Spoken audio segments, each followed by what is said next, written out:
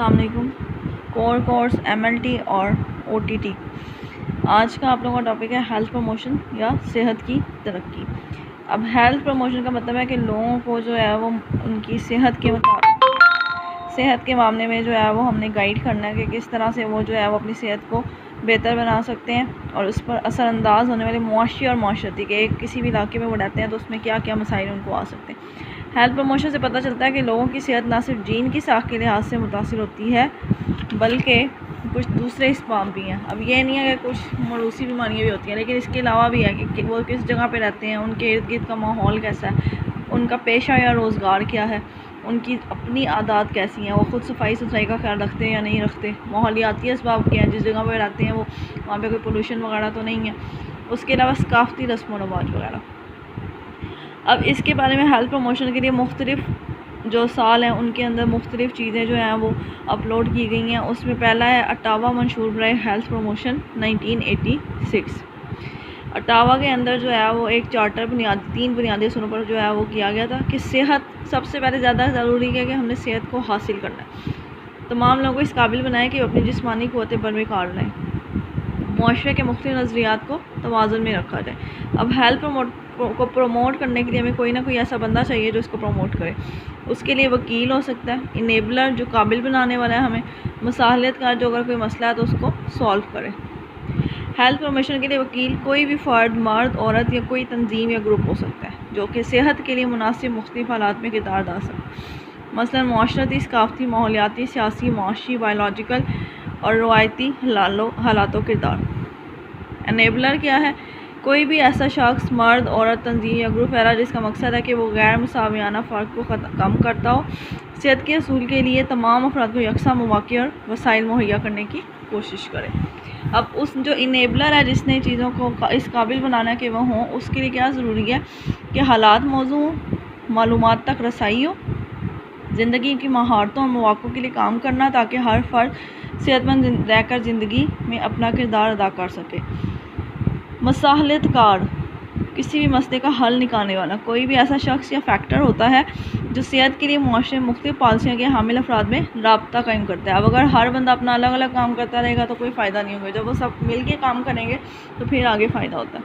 तो उसके लिए क्या ज़रूरी है कि उनका आपस में राब्ता हो, चाहे वो सरकारी अदारे हों, गैर सरकारी अदारे हों, तंजीमें हों, हेल्थ सेक्टर हो, सोशल सेक्टर हो, लोकल अथॉरिटीज़ हो, ज़राए इब्लाग हो, इंडस्ट्री हो, पब्लिक हेल्थ डिपार्टमेंट हो, अखलाकी और मजहबी इक़दार हो।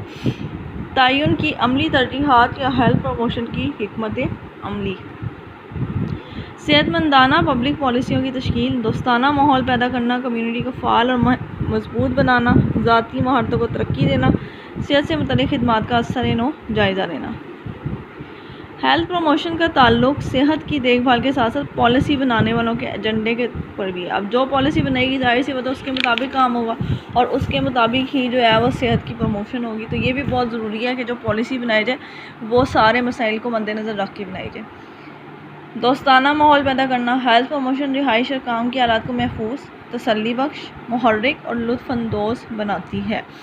कुदरती वसाइल की बचत करके और काम और ज़रूरत के लम्हात को तरवीज सेहत के लिए इस्तेमाल करके बहुत से मसाइल पर काबू पाया जा सकता है। मतलब हम जो भी हमारे मसाइल हैं उनको हल करने के लिए जो है वो अपने मसाइल को बरकरार लाएँ और उसके मुताबिक जो है वो सेहत के मसाइल को हल करें। कम्यूनिटी का फ़ाल और मजबूत बनाना, हेल्थ प्रमोशन के लिए कम्यूनिटी का फ़ाल और मुस्तहकम होना भी ज़रूरी है। इससे अफराद को अपने मकासद के असूल में आसानी रहती है। कम्यूनिटी मजबूत और फ़ाल होगी तो तरक्की पज़ीर काबिल तरमीम निज़ामों में हेल्थ के मसाइल और हेल्थ की खिदमत में आवाम की शमूलियत को बढ़ाया जा सकेगा। इसके लिए दर्ज ज़रूरतें पूरी होनी चाहिए, इत्तलात तक रसाई, सेहतमंद सीखने के मौक़े, फ़ंड्स की फराहमी। अब कोई भी अगर काम करना है तो उसके लिए हमें सबसे ज़्यादा ज़रूरी क्या है कि एक तो उनके दरमियान में राब्ता हो, दूसरा उनको जो है वो सहूलियात हो, कैसे वो सीख सकते हैं इन चीज़ों को और उसके लिए कौन कौन से फ़ंड्स हैं। ज़ाती महारतों को तरक्की देना, तो ये भी बहुत ज़रूरी है कि जो भी बंदा है वो अपनी जो है वो काम सही तरीके से करे और अपनी महारतों को बढ़ाए, अपनी स्किल्स को बढ़ाए। लोगों को इस काबिल बनाना बहुत ज़रूरी है कि वो ज़िंदगी भर सीखते रहें। ये फ़ालियत अफराद को ज़िंदगी के दर्ज तमाम मराहिल की तैयार करती है, मसलन बचपन, करीब जवानी, दरमियानी उम्र, बुढ़ापा, माँ की उम्र और वालिदैन की उम्र। हेल्थ प्रमोशन अमराज और तकालीफ पर काबू पाने में मुआवनत करती है। इसके लिए तरबियत घर, स्कूल, काम की जगह और कम्यूनिटी में फराहम की जानी चाहिए। बेहतर और फौरी कारकर्दगी के लिए पेशा वराना, तिजारती और रज़ाकाराना खिदमात की भी ज़रूरत हुई ताकि कम्युनिटी के ज़्यादा से ज़्यादा अफराद फ़ायदा उठा सकें।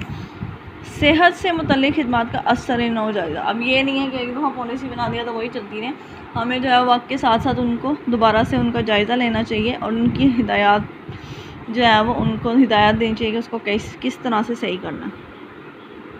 हेल्थ प्रमोशन की बड़ी हिकमत अमली है, उसके लिए हमें क्या क्या करना है। सबसे पहले हमने सेहत की तालीम देनी है, फिर सेहत से मुतल्लिक़ राब्ते कि एक इलाके के लोगों के दूसरे इलाकों के लोगों से रब्ता हो, कम्युनिटी की तरक्की, तंजीमी तरक्की और तब्दीली, सेहत आमा से मुतल्लिक़ पॉलिसियाँ, वकालत, रुझात, मुख्तलिफ़ शोबों के बाहमी ताल्लुकात, अपनी मदद आप और इमदाद बाहमी।